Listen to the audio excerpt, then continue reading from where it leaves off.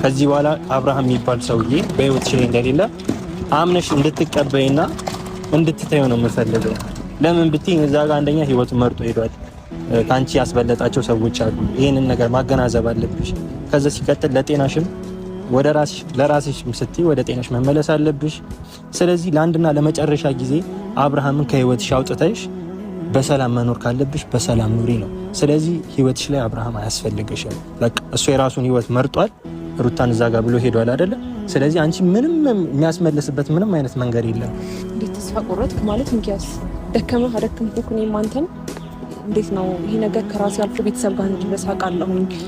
እንደገና ደግሞ ይሄን ሀሳብ ግን እንዴት ነው በጣም በብዙ ነገር እየደገፍከኝ የመጣ ሰው ነህ። ገባ ብዙ ነገር አብርሃም ላይ እንኳን እየተሳሳተ ኖ ሄርሜላ እንደዚህ ማድረግ የለብሽም፣ ራስሽን አሻሺ፣ ራስሽ በልጠሽ ተገኚ፣ በብልሃት ያዢ፣ ወንድ ልጅ ነው ምናምን ትለኝ ነበርና ዛሬ ላይ በዚህ ልክ ማድከሜን አላወኩም። እውነት ለመናገር እየተፈጠረ ያለው ነገር ከራሴም አልፎ ቤተሰብ ጋር እየደረሰ ነው ያለውና እኔ እንጃ ምን አይነት ውሳኔ መወሰን እንዳለብኝ አላውቅም። ግን እወደዋለሁ፣ አፈቅረዋለሁ።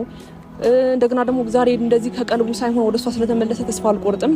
ነጋም ዛሬም ከነገ ወዲያም ለወደፊትም ከአብርሃም ጋር ጥሩ ፍሬ አሳይቼ ቢያንስ አሳይሃለሁ። ቢያንስ በወንድምነት ይሄን ነገር ተውልኝ።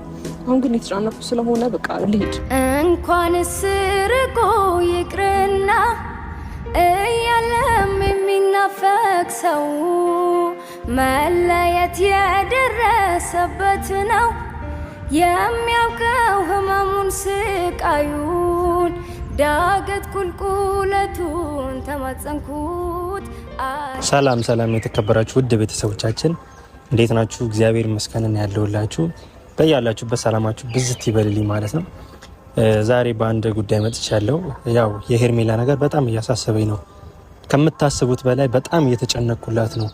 ያለችበት ነገርን ታውቁታላችሁ እና ደግሞ እንደ ወንድምነት የእሷ ነገር በጣም አስጨንቁኝና አሳስቦኝ ይሄ ነገር በቃሽ ልላት ነው ዛሬ መጣሁት ማለት ነው። በጣም እየተጎዳች ነው። በአብርሃም ምክንያት እየተሰቃየችበት ነው።